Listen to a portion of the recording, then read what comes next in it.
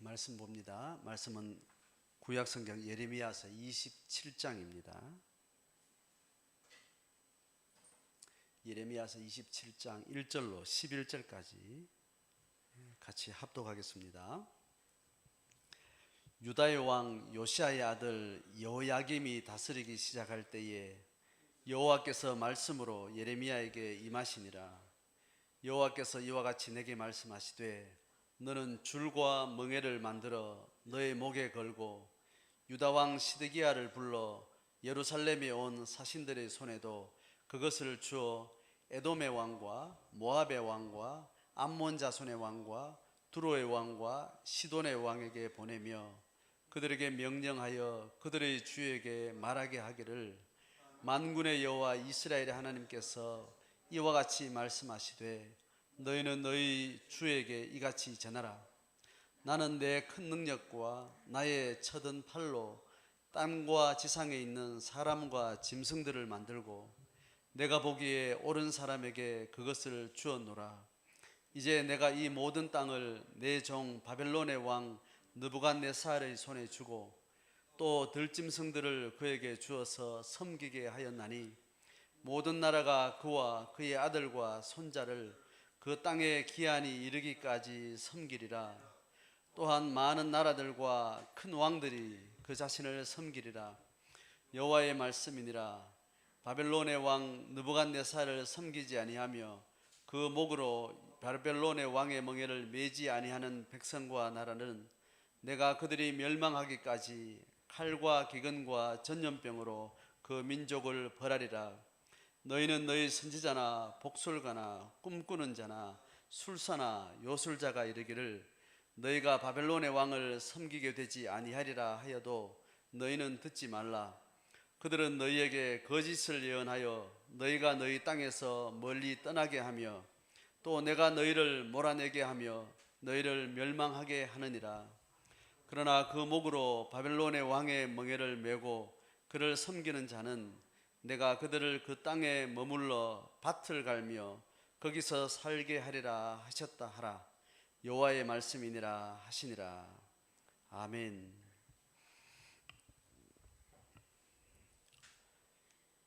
예레미야 27장을 오늘 보는데 27장은 22절까지 본문인 오늘 절반 되는 11절까지 본문을 나누게 됩니다.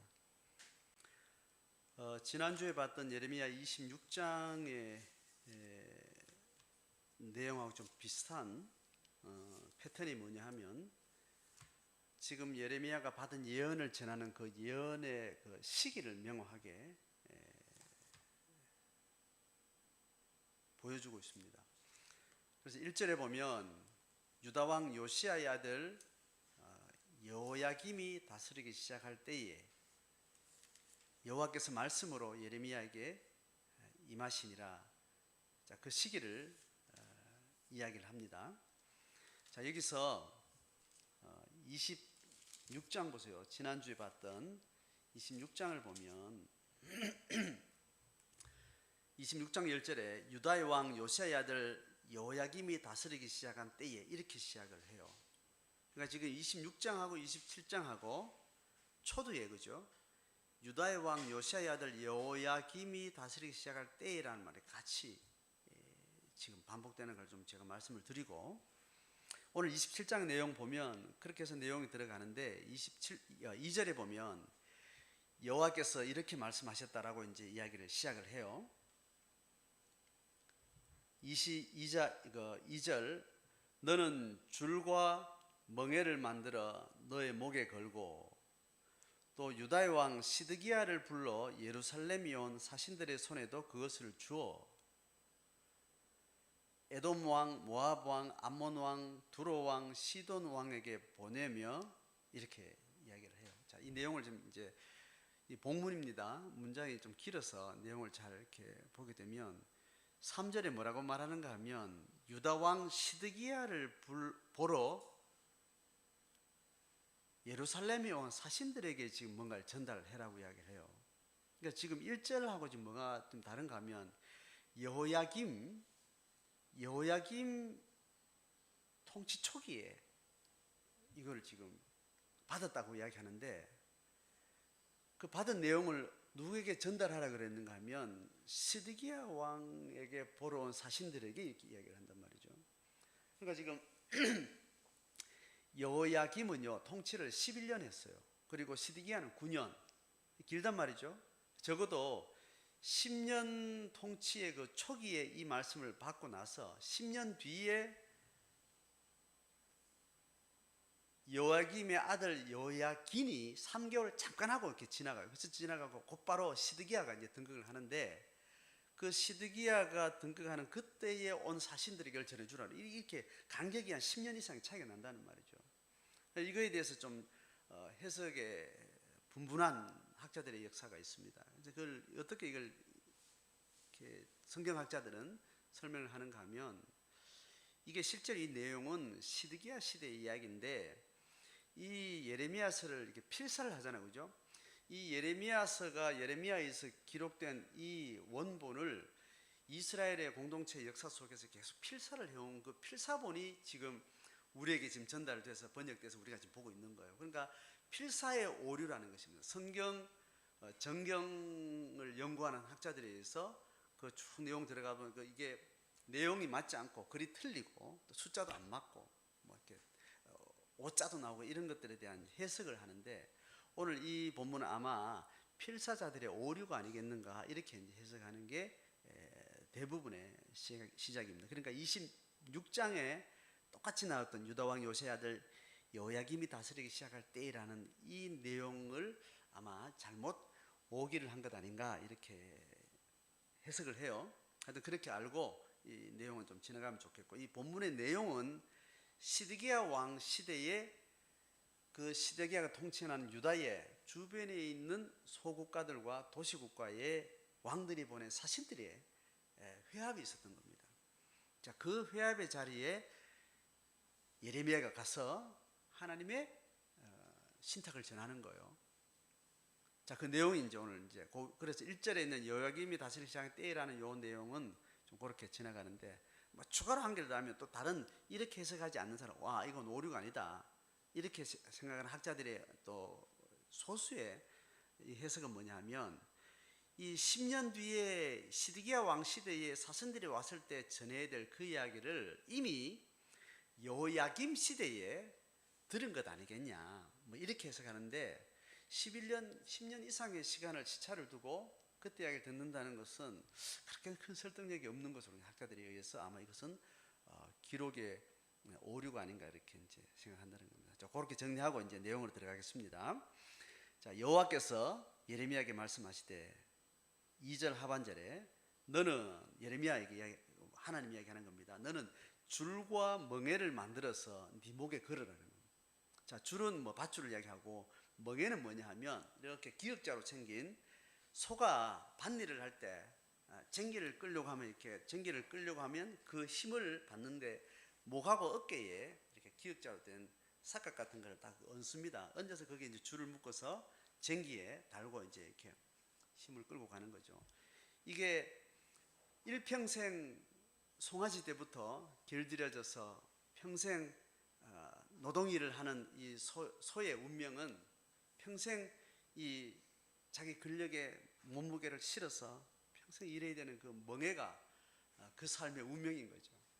그래서 보통 이 농생활의 이 운명에서 한 인생이 한 개인이 인생의 무게를 가지고 져야 될 짐, 자기 과제, 자기 숙제, 자기 부담 이런 걸 이제 보통 우리가 멍에라고 이야기합니다. 특별히 좋은 것보다는 고통스러운 것 이런 것들을 멍에라고 이야기를 하는 거죠. 그 멍에는 바로 이 농기구에서 나온 말입니다. 자, 그러니까 하나님이 이 멍에를 네가 만들어라. 만들어서 멍에를 네 목에 걸고 또 줄을 가지고 그걸 또 묶어서 어떻게 했겠죠.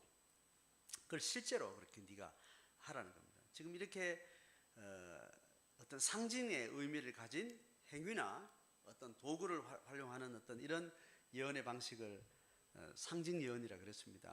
뭐 행위 예언 이렇게 말하기도 하고 상징 행위를 통해서 예언의 어떤 핵심적인 가치와 메시지를 이제 전하는 거죠. 자, 그런 방식으로 이제 이 멍에를 만들어서 목에 걸고 이제 다음 이야기로 이제 3절에 지나갑니다.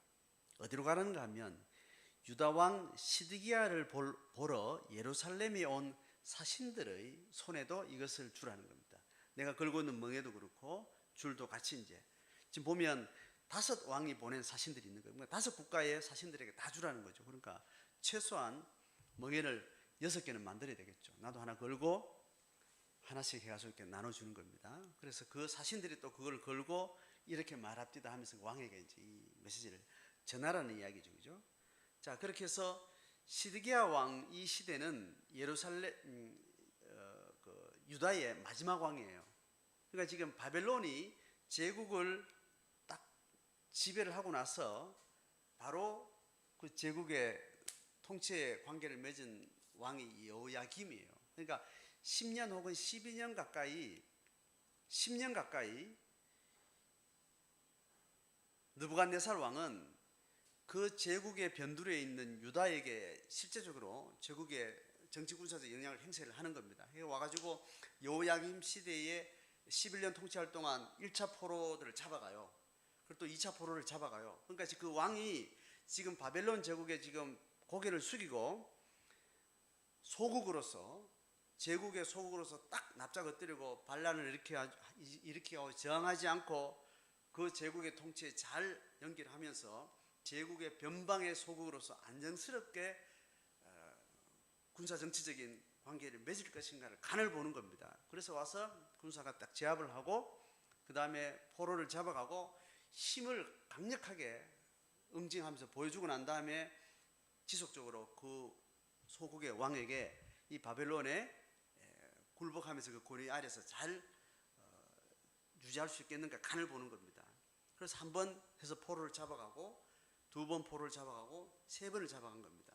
그렇게 해도 이 여호야김이나 시드기야가 계속 딴지를 거는 거예요. 지금 오늘 무슨 짓을 하는가 하면 자, 이미 여호야김 시대에 포로를 대거 잡아갔어요. 그리고 제국의 힘은 이미 아시리아 제국 때 아수르 제국 때 제국의 그 강력한 힘이라는 건 뭔지 맛을 봐서 다 알고 있죠. 그 전쟁의 참혹함도 이미 모르는 바가 아니고 그래서 아시리아 제국과 애굽의 제국 사이에서 그 정치적 군사적 줄타기를 하면서 자기 국가를 유지를 해오다가 새로운 신흥 제국 바벨론이 등장하면서 이 대세에 이 밑에 있는 애굽 제국도 발끈하고 긴장을 하고 이제 이 힘이 어떻게 침범해 들어올 것인가 이런 이 큰 세계사 역사의 큰 굴레가 한번 뒤집어지는 그 시기에 이 유다 왕 시드기야까지도 아직까지 이 바벨론 제국으로부터 벗어나려고 저항하려고 어쨌든 내 스스로 이걸 이제 견뎌보려고 막 그렇게 여러 가지를 이렇게 쓰는 방법이 뭐냐 하면 작은 소국끼리의 반 바벨론의 어떤 그런 의사를 가진 작은 소국가들이 연대를 결성하는 겁니다.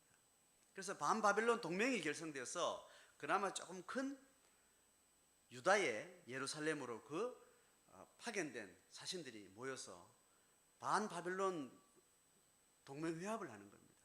그 자리에 가서 지금 예레미야가 하나님의 뜻에 대해서 이야기를 전하게 되는 거예요. 그래서 에돔 왕, 모압 왕, 암몬 자손의 왕, 두로 왕, 시돈 왕, 소국이거나 혹은 도시국가, 아주 작은 유다 주변에 있는 그런 작은 부족국가 형태죠. 아직은 부족국가 형태고 도시국가 형태인 작은 왕들이 보내서 이제 사신들이 모인 자리가 있는 겁니다. 자, 거기 가서 이제 4절에 그들에게 명령하여 그들의 주에게 말하게 하기를. 그들의 주가 누구예요? 그 사신들의 주는 각 나라의 왕들이죠. 그죠? 에돔, 모압, 암몬, 두로, 시돈의 왕들에게 그 사신들이 이걸 전해라. 이렇게 이야기하면 그 내용이 이제 4절 하반절에 만군의 여호와 이스라엘의 하나님께서 이와 같이 말씀하셨다라고 이제 5절부터 이제 그 하나님의 직접 화법의 이야기를 이제 11절까지 쭉 이야기를 하게 되죠. 자, 그 내용이 뭔가 하면 들어가서 4절 하반절에 지금 읽었던 만군의 여호와 이스라엘 하나님께서 이와 같이 말씀하셨다. 여기서 만군의 여호와 이스라엘 하나님이라는 이 표현, 여러분 만군의 여호와 하나님, 이 말은 우리가 가끔 성경에서 듣죠, 그죠? 만군의 여호와 하나님. 자, 그런데 여기다가 만군의 여호와, 이스라엘의 하나님, 이렇게 두 개가 합쳐진 이 수식이 성경에 드물어요. 이스라엘 백성들에게 이 이야기를 할 때는 만군의 여호와, 여호와의 능력 하심의 하나님의 권능, 이거 할 때 만군이라는 말인 만만자, 숫자 천만 할 때 만만자, 군은 군대를 이야기하는 겁니다. 그러니까 전쟁의 강력한 숫자를 만군이라고 이렇게 표현하는데, 그 군대를 통치할 수 있는 그 하나님의 권능에 대해서 얘기할 때 만군의 하나님, 이렇게 이게 표현을 해요. 이렇게 이스라엘 백성들에게 하나님의 권위나 하나님의 권능을 표현할 때는 만군의 하나님 여호와, 이렇게 이제 표현하는데, 이스라엘의 하나님 이렇게 이야기할 때는 이 언어가 이스라엘 백성들과 함께, 이방 백성들과 함께 같은 연대 속에서 이스라엘의 하나님, 이스라엘 백성님이 이방인들 보기에 이스라엘 백성들이 섬기는 그 여호와라는 신, 이것을 지칭할 때 이스라엘 하나님이라는 말을 이렇게 더 넣어요. 자, 그러니까 지금 고대 사회에서 부족국가 혹은 도시국가, 또 오늘 같은 정상적인 이 민족국가, 이렇게 이제 국가들의 형태가 다양하게 이렇게 있는데, 이 고대 사회는 각 국가와 그 공동체가 어떤 힘을 결성하고 있을 때 반드시 세계관에 기반한 그들이 믿는 종교가 있어요. 그들이 믿는 종교들이 각각 그 작은 부족에서부터 시작해서 큰 민족 국가 공동체까지 그 공동체가 집단의 힘을 결집하는데 항상 종교를 기반으로 한단 말이죠. 그 신앙을 기반으로 어떤 이제 문명이 계속 자라게 되는데, 이 고대 사회는 각각 그 부족들의 어떤 지역적인, 바다면 바다, 산이면 산, 나무가 울창한 숲이면 숲, 혹은 그들의 조상과 관련된 어떤 그런 신화에 의해서 그들의 어떤 토속 종교들이 이렇게 만들어지게 되는 거죠. 자, 그렇게 해서 그들이 독특한 삶의 기반을 하고 그 삶을 확실하게 책임지는 그들이 신앙하는 우상들이 있는 거죠. 종교들이 있는 겁니다. 그래서 그 세계관은 어떤가 하면, 이 나라와 저 나라, 저 부족과 이 부족, 각각 부족은 각각 자기들의 토대가 되는 신앙이라는 거 있는데, 그 신앙을, 그 신은 그 부족과 그 민족과 그 집단의 신으로서 인정이 돼요. 그래서 한 부족과 국가나 단체들끼리 서로 싸우게 되면 그들이 가지고 있는 인적인 힘, 뭐 이런 것을 다 이제 동원하지만 그들이 믿는 신의 이름으로 싸움을 해요. 그래서 그 신이, 우리 신이 더 힘이 세냐, 너희 신이 세냐, 이렇게 이제 대응을 합니다. 그래서 어떤 상황에 숫자적 열세에도 불구하고 이기는 전쟁에서는 결국 그 전쟁의 승리는 자기들의 게 아니고 그들이 섬기는 신의 위대함, 그 신의 능력이라고 이렇게 믿는 겁니다. 자, 그런 세계관 속에서 이들이 어떤 국가적인 어떤 한목적성에 의해서 이 반바벨론 동맹의 어떤 합의를 가지고 모였는데, 이제 여기서 이 동맹에 대한 평가와 판단과 그 미래를 지금 예레미야가 제시를 하는 겁니다. 그게 이스라엘 백성들이 믿는 그 하나님의 이름으로 이것을 이야기한단 말이에요. 자, 그러니까 지금 에돔도 모압도 암몬도 두로도 시론도 각각 자기들이 동맹을 결성했지만, 이 동맹 결성의 기반은 뭐냐면 각각 자기들이 믿는 신이라고. 그래서 자기들이 믿는 신이 바벨론에게 저항하기를 원하고, 자기들이 믿는 신이 이 큰 바벨론 제국이 강력함에도 불구하고 우리 신이 우리를 지켜줄 것이라는 이 신앙에 기반한 확신 속에 연대를 결성하고 있는 거예요. 그러니까 그렇게 모인 6국가의 회합 가운데 유독 이스라엘의 하나님이 이 동맹 결성의 방향에 대해서 지금 예언을 하는 겁니다. 자, 그러니까 훨씬 이 이방 왕들이 보낸 사신들, 그들이 이 사신으로 온 배후에는 그들의 왕이 있고 그 배후에는 그들의 신이 있단 말이죠. 그런데 지금 이들을 설득하고 있는 예레미야의 지금 언어는 예레미야의 머리에서 나온 게 아니고 이스라엘 백성들이 믿는 만군의 여호와 하나님, 그 하나님의 뜻이, 그의 신탁이, 그의 섭리가 우리의 동맹의 방향을 이렇게 이야기하고 있다. 그러니까 당신들이 들으라고 이야기할 때는 결국은 이스라엘의 하나님이 만군의 하나님이고 또 이스라엘의 하나님이면서 너희들이 지금 믿고 있는 그 신들의 방향보다 더 설득력 있는 분이다라는 것을 뭔가 지금 설명하기 위해서 지금 언어가 이렇게 되는 겁니다. 이스라엘의 하나님이 이걸 이야기하고 있다. 당신들의 신은 다르게 이야기하겠지만 이스라엘 하나님은 이걸 이야기하고 있다라고 이스라엘 백성들이 믿는 신의 신탁을 이렇게 전하는 거죠. 자, 그런 맥락에서 지금 예레미야는 시드기야 왕도 아니고 시드기야 왕이 동의하지 않는 하나님의 예언을 지금 전하는데 굉장한 설득력이 있어야 되는 겁니다. 이걸 받아들이든지 받아들이지 않든지. 그러면 이것을 시드기야도 이것을 오케이하고 이걸 지지할 때 이 사신들이 긍정으로 받아들일 텐데, 사실은 우리가 예레미야 전체 맥락에 시드기야 왕도 여기에 지금 동의하지 않는 상황입니다. 자, 그러니까 이 예레미야가 얼마나 백척간도에 있어서 어떤 설득력이 없는 상태에서 지금 하나님의 예언이라고 지금 던지고 있는 거예요. 그러니까 지금 이런 행위 예언이라는 이 상징적인 멍에를 준비하고 밧줄을 준비해서 그들에게 어떤 충격적인 어떤 이 설득을 지금 감행을 하고 있는 거죠. 자, 그렇게 해서 이 회합의 자리에서 지금 이것을 전하는 겁니다. 자, 그 다음에 내용이 이제 들어갑니다. 하나님이 어떻게 이야기하는가 하면 이 반바빌론 동맹 결성이 왜 부당한가 하면 하나님이 이 바빌론 제국을 위시한 반바빌론 동맹의 어떤 이 국제적인 이 상황에서 하나님이 어떤 방향을 가지고 있는가 하면 5절부터 하나님 이야기합니다. 나는 내 큰 능력과 나의 쳐든 팔로, 자, 여기도 보세요. 하나님의 능력으로 이렇게 말하기도 하고 하나님의 손으로 이렇게 말하기도 할 때 하나님의 권능, 하나님의 손, 하나님의 절대주권을 이야기하는데 이거 총동원해요. 하나님의 큰 능력과 하나님의 팔로 이렇게 이야기하는 거, 쳐든 팔로 이게 이렇게 팔에 어떤 큰 이렇게 이미지를 이렇게 표현합니다. 어떻게 하는가 하면 땅과 지상에 있는 사람과 짐승들을 만들고, 지금 이 국제 정세의 이 현 상황을 지금 말하기 이전에 이 세계의 존재의 기원을 이야기를 해요. 우리가 알고 있는 하나님의 창조의 역사를 먼저 이렇게 언급을 합니다. 자, 지금 설득의 어떤 그런 기법으로 지금 이야기를 지금 해나가고 있는 거죠. 나는, 하나님 자신이 자기를 이야기하는, 하나님 나는 내 큰 능력과 내 쳐든 팔로 땅과 지상에 있는 사람과 짐승을 내가 만들었노라. 하나님이 창조주시다.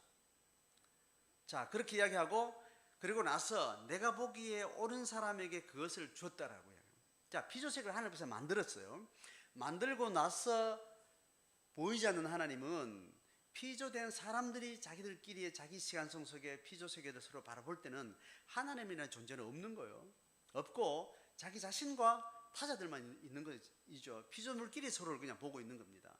그러면서 서로 갑론을박 각축을 벌이면서 인간 문명은 그렇게 흘러가지 않겠어요. 그런데 이 존재가 하나님이 지으셨다. 그리고 사람이 운행하는 것 같고 동물과 세상에 그저 존재하는 것 같고 거기에서 어떤 대세의 흐름을 따라서 역사가 운행되는 것 같지만 그 창조하신 하나님이 사실은 이 세계의 주도권을 그분이 주장하신다라는 말을 뒤에 이야기하기를, 내가 보기에, 지금 내라는 건 하나님이요, 내가 보기에 옳은 사람한테 그것을 줬다는 말은 이 국제사회에서 이 세상을 들었다 놨다 해서 죽이기도 하고 살리기도 하는 이 강력한 신적인 힘을 발휘하고 있는 국가적인 주도권을, 국제적인 주도권을 누군가에게 하나님이 맡겨서 그것을 운행하신다는 이야기를 하는 겁니다. 자, 여기서 옳은 사람이란 말은 그가 신앙을 가졌다든가 그가 하나님을 고백한다라든가 그가 의롭다든가 이런 이야기가 아니고 그 시대에 맞게 그 상황에 맞게 적절한 사람을 하나님이 선택한다는 그런 의미에서 옳은 사람이라는 그런 의미가 이제 되겠죠. 자, 그렇게 해서 지금 이 말은 바벨론 제국의 이 대세가 창조하신 하나님이 아수르 제국의 어느 말미 끝에 바벨론 제국을 일으켜서 그 왕 느부갓네살에게 이 주변 제국을 통치할 수 있는 이 권한을 지금 부여한 상황이다라는 이야기를 합니다. 그래서 그 하나님이 6절에 이렇게 합니다. 그렇게 옳은 사람이 그것을 주어서 그동안 역사가 흘러왔는데 이제 지금 이 시대, 지금 시드기야 시대에 이 6국가가 모여가지고 반바빌론 동맹 결성하고 있는 이 시대에 내가 이 모든 땅을 내 종 바벨론 왕 느부갓네살에게 줬다는 거예요.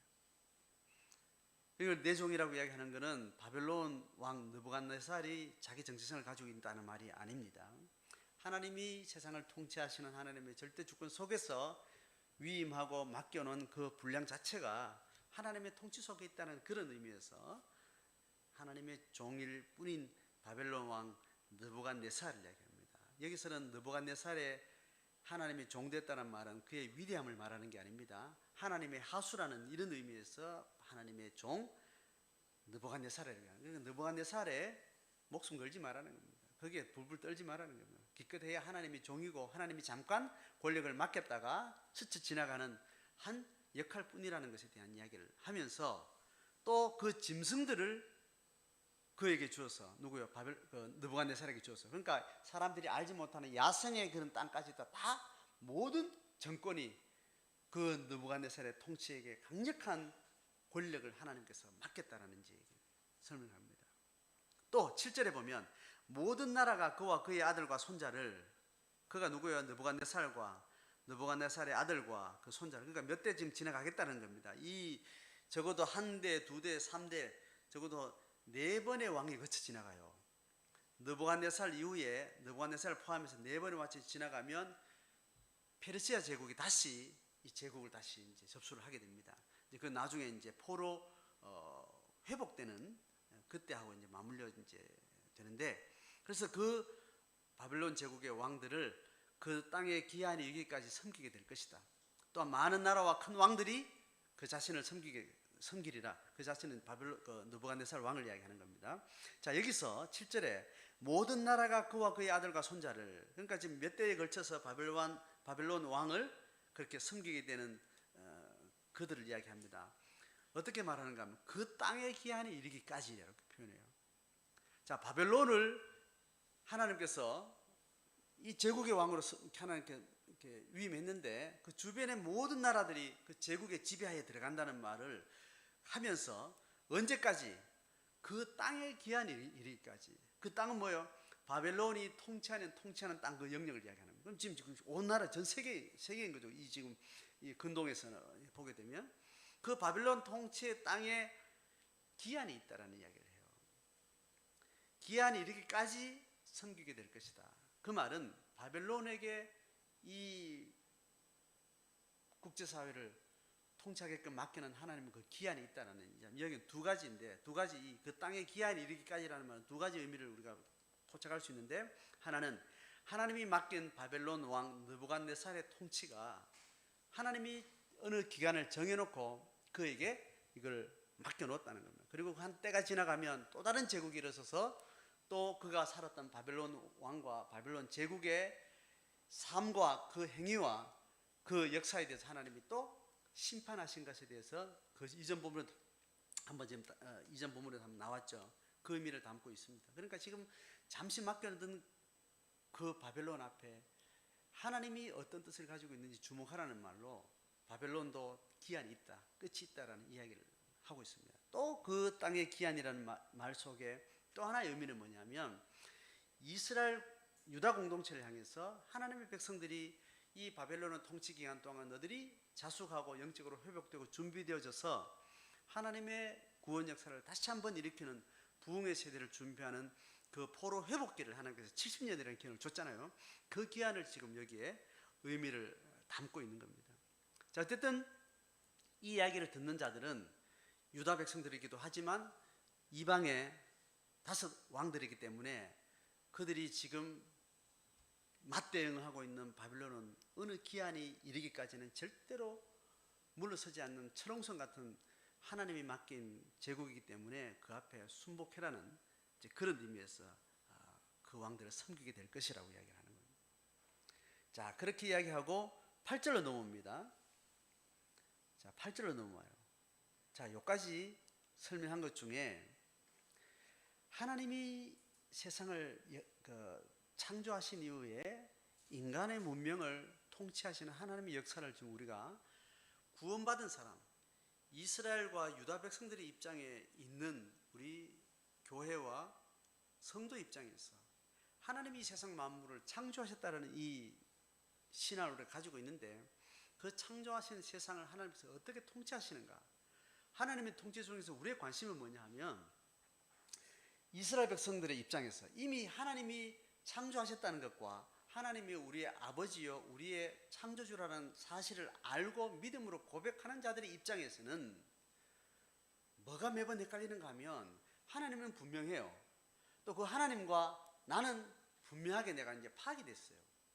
근데 지금 우리의 어려움은 뭐냐 하면, 이스라엘의 어려움은 뭔가 하면, 교회와 성도의 어려움은 뭔가 하면, 하나님을 알고 나를 알고 이제 나는 다시 태어났는데, 하나님이 창조하셨고 나를 다시 재창조하셔서 나를 불렀는데, 아직 내가 발 딛고 있는 땅은 여전히 이 사태와 이 사건에 대해서 전혀 관심 없이 살아가고 있는 버려진 하나님의 피조세계가 지금 우리한테 고민이 되는 겁니다. 오늘 이 본문은 이스라엘 백성들, 유다 백성들의 입장에서 하나님이 우리를 살게 하신 이 세상에서 우리가 어떤 관점으로 하나님을 바라보고, 어떤 관점에서 세상의 세속사 속에서 우리가 어떤 입장과 관점에서 우리가 신앙을 유지해야 될 것인가에 대한 세계관적인 어떤 인사이트를 주는 거예요. 근데 그게 뭔가 하면 이렇게 한다는 거예요. 하나님이 믿는 자나 믿지 아니하는 자나 다 하나님이 창조한 하나님의 피조물이며 하나님이 통치하시는데, 그 사실을 믿는 자는 이미 알고 있고 안 믿는 자는 모를 뿐이에요. 근데 믿는 자들은 내 고난 속에 있는 어떤 삶은 하나님이 지배하신다는 걸 알겠는데, 하나님이 지배하신다는 통치권하고 내가 내 인격을 하나님으로부터 부여받아서 자발성을 하나님께서 부여받아서 나를 살게 하신 나의 인격성과 나의 자발성과 나의 주도성은 하나님이 역사하고 어떻게 조화를 이루어갈 것인가 라는 고민이 우리 속에 늘 있는 거예요. 그래서 아예 자기의 주도권과 자기의 결정과 자기의 인격성 자체를 그냥 무화시켜서 아주 평가절하해서 하나님의 절대수권 속에 그냥 종처럼 맹목적으로 따라가는 이런 신앙 태도를 견지하는 가르침이 있어요. 그거에 대한 장점도 있고 부작용이 있습니다. 성경은 그게 전체적으로 지지하지 않아요. 또 다른 방식은 나의 인격과 나의 자발성과 나의 지성과 나의 결정과 나의 판단력을 통해서 하나님과 상대하고 하나님 뜻을 알아서 하나님 앞에 어떤 것을 요구하기도 하고 하나님 앞에 순복하기도 하고, 이렇게 방식으로 하나님의 역사 속에 살아가는 이 방식이 있는데, 후자가 더 성경의 가르침과 유사해요. 그런데 후자의 단점은 뭐냐 하면, 나의 자발성과 나의 판단과 결정이 하나님의 뜻을 깨닫고 헤아리는 그 영적 지각의 한계를 딱 만나게 되면, 불신자들이 자기 방식대로 살아가는 삶하고 별반 다를 바 없는 방식으로 하나님 앞에 불신앙적인 어떤 태도를 가지게 됩니다.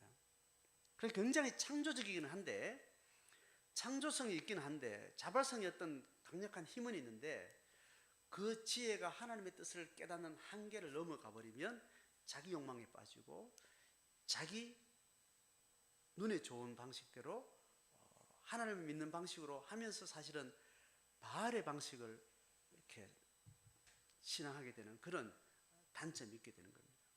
어쨌든 이 방식이 하나님이 우리에게 허락하는 방식인데, 여기에 끊임없이 하나님의 지혜의 부여함이 우리에게 부어지지 않으면 우리의 자발성과 인격성들은 대부분 하나님을 겨냥하고 있지만 저 바알을 향해서 쏟아지는 그런 불신앙의 태도가 나오게 됩니다. 이스라엘이 계속 실패하는 게 이런 방식이죠. 제가 앞에 이야기했던 무조건 하나님 뜻에 굴복하고 무조건 믿습니다 하면서 이렇게 하는 어떤 신앙의 태도는 어떤 안정권에는 이때 하나님을 모르고 또 그냥 그렇게 또 하나님 지혜를 모르고 아주 비자발적으로 그렇게 살아가는 종교인의 한계 속에 이렇게 머물러 갑니다. 왜냐하면 불신 세계에서 창조적으로 하나님 뜻을 펼쳐가는 이 지혜에 대해서는 문을 닫아버렸기 때문에, 샷을 내려버렸기 때문에 세상을 향해서 하나님의 지혜를 발휘하고 창조적으로 살아가는 영향력이 있는 신앙은 포기를 해버리는 거예요. 그러니까 종교 안에만 머물러 있는 그냥 착하고 그냥 윤리적인 사람으로 그냥 그렇게 있는 거죠. 근데 그 속에 있으면 종교적인 형태는 가지고 있지만 종교적인 형태 안에 보이지 않는 욕망과 죄성과 어둠의 세력들이 그 안에 종교 이름으로 또 이렇게 양산이 되어져요. 그래서 세상과 전혀 상관없이 종교인들끼리 모여서 세상의 어떤 가치를 또 그래 가지고 막 싸우는, 네 하나님 크다, 네 하나님 크다, 내가 믿는 하나님이 더 똑똑하다, 내가 하나님을 더 잘 믿는다, 뭐 이런 식의 신앙으로 또 변질돼가는 그런 모습이 있습니다. 자, 어쨌든 오늘 이 하나님이 통치하시는 세상 가운데 하나님이 우리에게 주시는 지혜의 한계 속에서 우리가 불신 세상과 우리가 어떻게 살아갈까 이렇게 할 때 세상을 오늘 설명한 대로 이런 겁니다. 큰 국가적인 어떤 그런 스케일로 지금 설명을 했지만 하나님이 하나님 믿지 않는 세상에도 하나님이 철저하게 빛을 주시고 공기를 주시고 통치하시고 섭리하셔서 그들이 살아가는 삶 안에서 삶의 분량들을 하나님이 정해 가신다는 겁니다. 그러니까 내가 매번 기독교 세계관적인 관점에서 이야기하기를 하나님이 정한 분복이 있다라고 이야기하는 겁니다. 분복이 하나님이 각 생명과 각 개인과 공동체에 하나님 허락하신 삶의 어떤 형태가 하나님이 주권적으로 정해줬다. 나는 황인종으로 태어났어. 나는 태어나면서 흑인이야. 나는 어느 대한민국에서 태어났어. 나는 선진국에 태어났어. 나는 태어나 보니까 엄마가 혼자 살고 있었어. 내가 태어나니까 대가족이었어. 내가 태어나니까 우리 아버지 엄마가 엄청 유전자적으로 머리가 좋아가지고 가만히 있어도 공부가 잘 되는 이런 기질을 받았어요. 다 이것이 각자 각 생명 각에게 주신 하나님의 허락한 주권적인 분량이라는 거예요. 그러니까 이건 정해져 있다는 겁니다. 이것이 끝까지 밀고 나가면 운명론에 의해서 또 굉장히 우리의 자발성이나 우리의 어떤 창조성을 또 이렇게 닫아버리는 그런 논리가 될 수 있는데 어쨌든 하나님의 큰 역사의 관점에서는 각각 분량이 정해져 있다는 거예요. 그 정해져 있는데 하나님의 백성들은 하나님이 정해진 분량 안에 내게 맡겨진 창조성을 가지고 하나님의 분량과 함께 조화를 이루면서 살도록 우리가 부름을 받은 거예요. 그런데 하나님을 모르는 사람들은 하나님이 정해진 분량이 그 전체적인 백그라운드 있지만 그들은 자기 욕망과 자기 죄성과 자기 이기심에 각축전을 벌이면서 그렇게 자기의 다툼 속에서 그냥 살아가는 거예요. 찢고 뽑고 하면서 서로 죽이고 살려고 하면서 그렇게 살아가는데 아무리 죽이고 살려고 애를 써도 자기가 하는 것 같지만 하나님이 느부갓네살에게 제국을 쥐어주고 누구는 뺏어주고 기한도 정해주고 다 하나님 하신다는 걸 이 사람들은 모를 뿐인 거예요. 우리는 그것을 아는 거죠. 자, 그런 차원에서 그들은 그 세계에서 살아가는 아주 단순한 자기 방식대로 사는 한 가지 세계관을 가지고 살아가니까 별 고민이 없습니다. 자기 욕망대로 그냥 죽을 때까지 살면 되니까 별 고민이 없어요. 갈등이 없어요. 열심히 살다가 성취하면 되는 거, 안 되면 좌절하고 뭐 그렇게 한 방향으로 가는데 우리는 하나님의 뜻이라는 것에 대한 큰 전제가 있으면서 내가 그 뜻에 맞춰 가야 되는데 또 내가 가지고 있는 내 안의 욕망을 잘 구별해야 되는 거예요. 이스라엘 백성들이 그걸 요구하는 것 아닙니까? 반바벨론 동맹 결성을 했단 말이에요. 여기서 이스라엘 백성들은 바벨론에게 저항을 하는 것이 내 뜻인가? 하나님 뜻인가? 잘 모르는 거예요. 그런데 바벨론은 뭐라 그래요? 예레미야는 뭐라 그래요? 바벨론의 제국의 힘은 이미 하나님이 위임된 거니까 그 저항해서 안 된다. 그냥 받아들이고 네 분량을 그까지만 딱 정리해라. 우리가 매번 이것이 고민이 되는 거예요. 내가 인석을 할 것인가 안 할 것인가. 여러분 종이 한 장차이 아니에요? 인쇄를 할 수 없는 객관적인 성적인데도 이 땅에 인석으로 되는 상황이 됐죠. 뭐 기업이 돈을 버리는 것도 마찬가지예요. 내 욕망의 한계 선상에서 요 한 단계를 넘어서냐 못 넘어서냐 그 현장에서는 요거 되면 될 것 같은데 빽이기도 하고 운이기도 하고 뭐 그런 것도 있는 것 아니겠어요? 그런데 우리가 하나님에게 맡겨준 자발성에 의해서 그것을 성취하도록 주고 나도 그 욕망을 주는데 그 욕망이 우리에게는 뭐가 전제가 되어야 되는가 하면 하나님의 허락하신 분량 안에서 내가 이것을 살아간다는 이 전제를 가지고 항상 그것을 기억을 해야 됩니다. 그리고 그 하나님의 허락하신 분량을 우리가 성취해 나갈 때 우리 인간의 욕망에 초점을 맞추면 안 됩니다. 인간의 욕망은 뭡니까? 나는 인서울에서 나는 잘 먹고 잘 살 거야. 이 패턴은 바꿔야 되는 거예요. 공부를 열심히 하고 최선을 다해서 살면 하나님이 인서울 하게 하시는, 공부를 또 잘하게 하시는 뭐 이렇게 분량이 있죠, 그죠?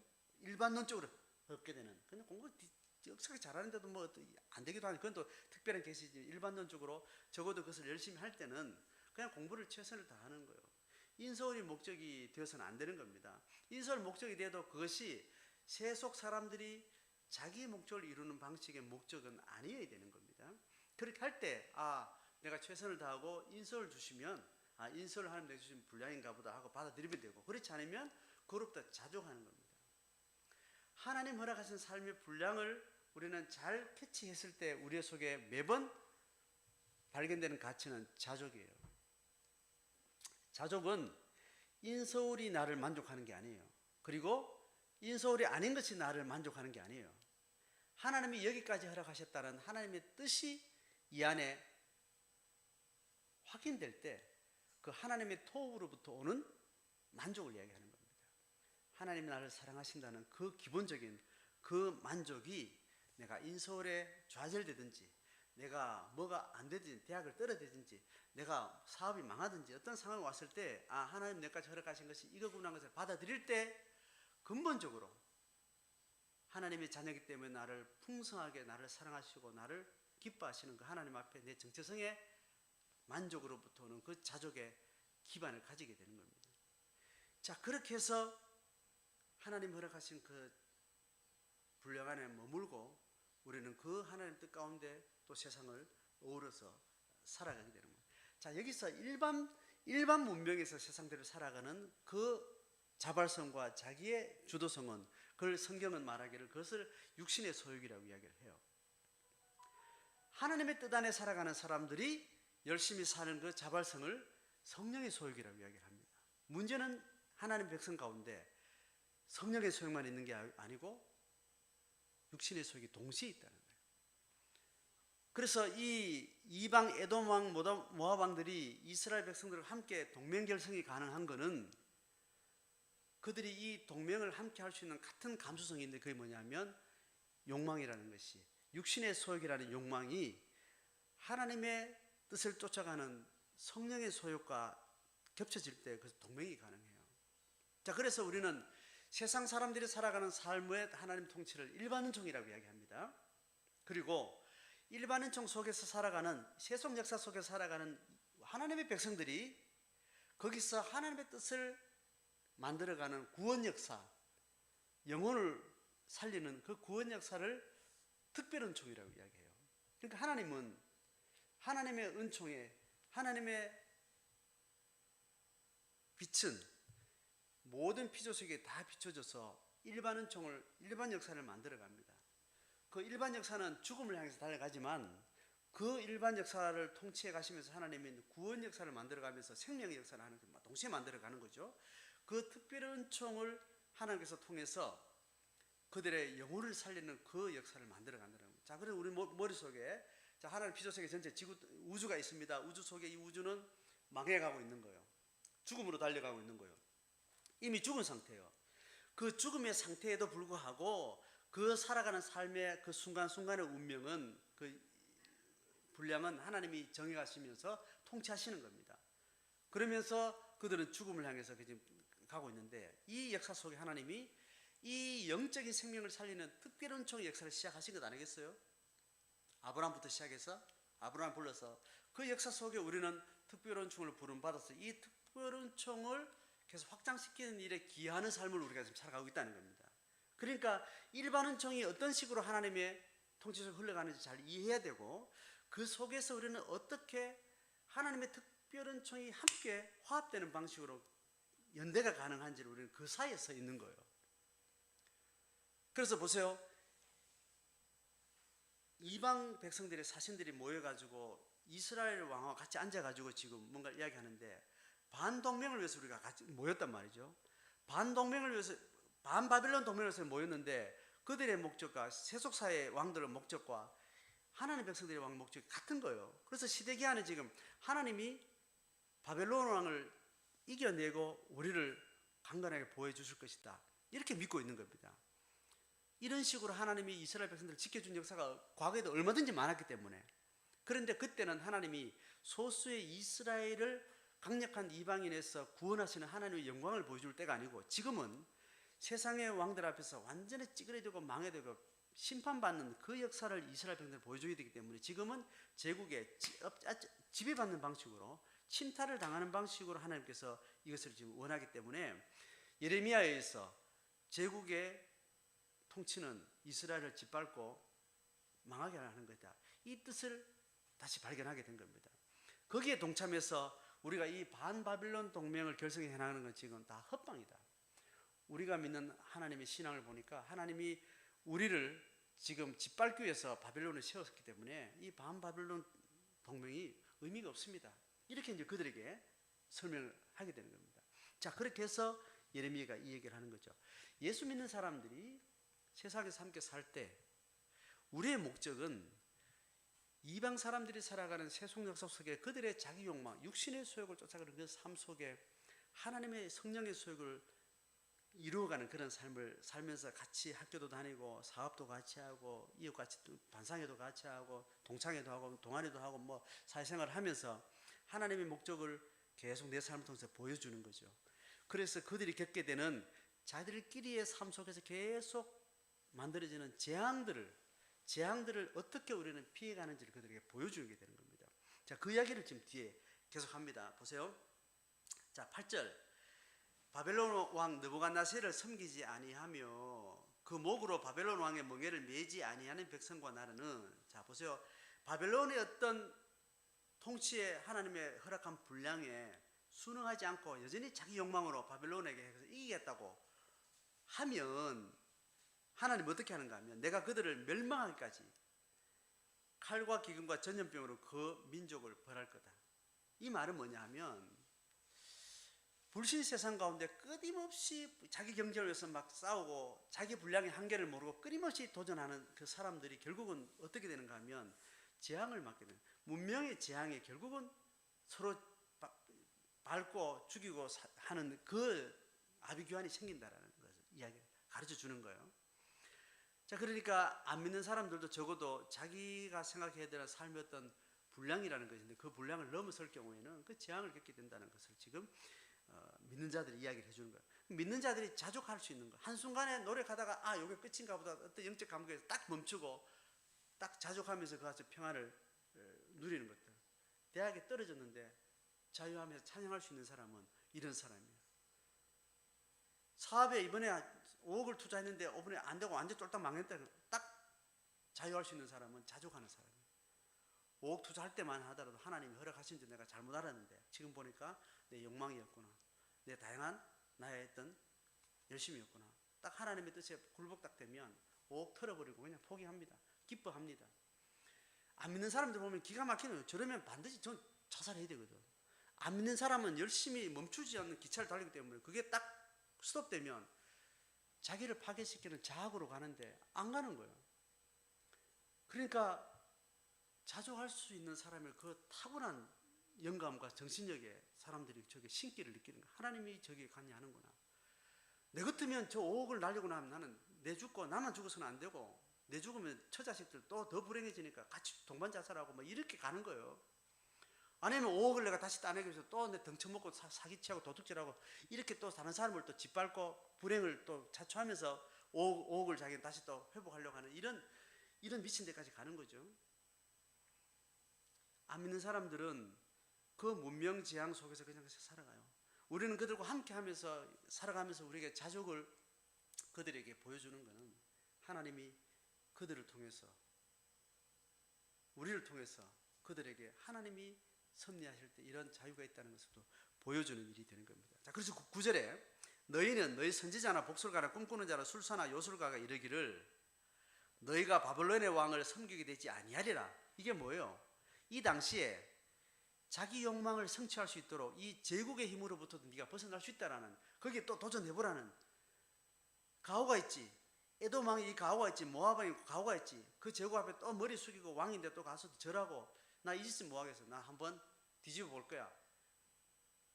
자기 욕망을 성취할 것이라는 또 여러 자기 종교의 선지자나 복술가나 꿈꾸는 자, 술사, 요술을 동원해서 끊임없이 자기 욕망의 궤도를 계속 굴리는 겁니다. 그렇게 할 때 하나님 뭐라 그래요? 듣지 말라고요. 자기 욕망에 더 집중하게 되는 그 소리에 대해서는 귀를 닫아야 됩니다. 이방 백성들에게 말하기 전에 먼저 믿는 자들에게 말하는 거죠. 우리가 살아갈 때 자기 욕망의 성취냐, 하나님의 뜻을 순종하느냐, 자기 양심을 돌아보면서 자기 안에 있는 자기 욕망을 꺼야 돼요. 자기 욕망을 부추기는 힘은 항상 어디 있는가 하면 옆에서 누가 듣고 싶어요. 니 잘한다 잘한다 잘한다 잘한다. 우리가 우리 아이들을 키울 때 잘한다 잘한다 공부 잘한다 또 100점 맞아 또 100점 맞아 잘한다 잘한다 계속 부추기는 겁니다. 자기 욕망인지 부모 욕망인지도 알지 모른 채 그 욕망의 열차를 타고 아이는 끊임없이 달려가는데 다행히 1등하고 좋은 대학 가고 계속 잘 가는 거예요. 고시도 합격하고 그리고 딱 직장 들어가 보니까 완전히 직장 들어가 보니까 사람 사는 데 가는 거예요. 인격을 짓밟고 엄청난 노동을 요구하고 정상적인 인간으로 삶이 불가능한 거예요. 안면 몰수하고 인격이라는 게 다 짓밟히고 그런 지옥 같은 그런 직장에서 내가 견딜 수 없는 거예요. 근데 그동안은 잘한다 잘한다 잘한다가 성취하고 그 욕망의 달성에만 20대까지 끊임없이 달려왔기 때문에 욕망이 스톱되는 걸 한 번도 경험해 못한 거예요. 욕망이 스톱됐을 때 오는 그 질시나 실망감, 그 좌절들이 너무 강력하게 그 몸에 배었기 때문에 이 고시를 내가 그만둔다는 것, 내 이 직장을 그만두고 나는 자연이 된다는 것, 이 연봉을 포기한다는 것, 그동안 열심히 내 성취에 박수쳤던 주변 사람들의 그 기대에 부응하지 못하고 내가 이것을 그만두고 이 고통을 내가 끝낸다는 것은 상상할 수 없기 때문에 자살하는 거예요. 청년들이 자살하는 거예요. 이혼을 하는 겁니다. 우울병에 드는 겁니다. 자기 욕망을 성취하기 위해서 옆에서 술사나 복수나 꿈꾸는 자 요술사 술사를 막 부추기는 이게 세속사가 만들어가는 방식입니다. 그 세상은 그렇게 지옥 같은 거예요. 하나님의 지혜를 얻은 사람은 그건 너 욕망이야. 네 욕망의 관철은 결국은 너의 재앙을 의미하는 거예요. 그 재앙 당하기 전에 네가 네 분량을 자족하면서 받아들여. 하나님은 그 얘기할 때 우리가 거기에 자유할 수 있는 거예요. 선지자나 복술가는 그것을 성취할 때 박수 쳐주지만 우리가 만난 인격적인 하나님은 아무것도 아니야. 네가 벌거벗은 몸으로 태어났을 때 그 몸 자체가 하나님 앞에 너무너무 기쁨이었고 너무너무 존귀하고 아름다운 존재다. 이 하나님의 기쁨을 우리가 빛 가운데 맛본 사람은 내가 뭘 하려고 애쓰지 않아도 기뻐하시는 하나님 속에 우리는 창조적으로 살아갈 수 있는 겁니다. 그렇게 해서 10절에 하는 말이 그들이 거짓 예언을 하고 있다. 그 거짓 예언은 너희를 몰아내게 하고 너희를 멸망하게 할 거야. 그러나 11절 봅니다. 그 목으로 바벨론의 왕의 멍에를 메고 그를 섬기는 나라는, 이건 무슨 말인지 이해되죠? 이걸 영적으로 해석하면 자기 분복에, 자기 허락하신 분복에 자족할 수 있는 사람, 하나님의 토부에 자족을 알고 허락하신 자녀를 키우고 직장을 다니고 가정을 만들고 하는데 하려고 해도 안 되고 한계들이 있는데 그 한계 속에서도 하나님의 은총 가운데 자족하는 사람은 11절 하반절에 내가 그들을 그 땅에 머물러 밭을 갈며 행복하게 일상생활을 하며 거기서 낙을 누리며 살게 하나님 해주겠다는 거예요. 그래서 우리는 지금 생각하면 상상할 수 없는 여러분 60년대 70년대를 지나지 않았어요. 지금도 못 살겠는데 우리가 어릴 때 자랐던 시골이나 60년대 70년대 전쟁 이후의 한국 사회, 그 사회라는 것은 그 가부장적인 사회라는 것은 여성 인권이 말살당하고 그렇게 살았던 사회에 그 삶이라는 것은 얼마나 지금 보면 형편은 없어요. 상상할 수 없는 발전된 사회로 살고 있으면서도 이렇게 또 우리는 정신적으로 이렇게 저열하게 살아가고 있는데 하나님이 그 당시에도 내가 그들을 그 땅에 머물러 밭을 갈며 거기서 살게 하시다. 여러분 60년대 70년대 훨씬 더 가족 안에서는 부모가 아이들의 어린아이의 인격을 개발해주고 사랑한다 허깅하고 이런 문화가 전혀 없었는데도 그냥 동네에서 아이들은 그냥 공놀이 하면서 골목에서 공기놀이 하면서 그냥 자족하면서 기쁘면서 애들이 청소년기를 보냈습니다. 네 못 살겠다 뭐 가정을 깨고 이혼하고 따로 깨지고 이혼해서 애들이 막 오갈 데 없어서 할머니 집에 가고 이런 일이 60, 70년대로 없었잖아요. 그냥 부모가 죽어서 뭐 없어서 그 고아는 많았지만 정상적인 가정을 이룬 가정들이 그렇게 가족 안에서 아이들이 가정 안에서 그렇게 상처를 받는 일들도 없는 자족이라는 것이 그 가운데 있었어요. 그때 훨씬 더 정신적으로 더 풍성했고 훨씬 삶에 대한 의욕이나 이 텐션이 아주 살아있는 창조적인 시대가 바로 우리 60년대, 70년대, 80년대 아니겠어요? 그 비교를 보면 이런 비밀이 있는 거예요.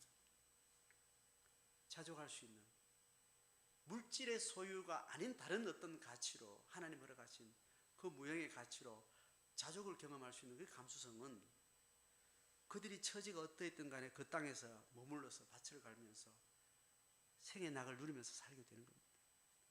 여러분 난민촌에 가면 다 맨날 울 것 같죠? 난민촌에도 웃음이 있고요.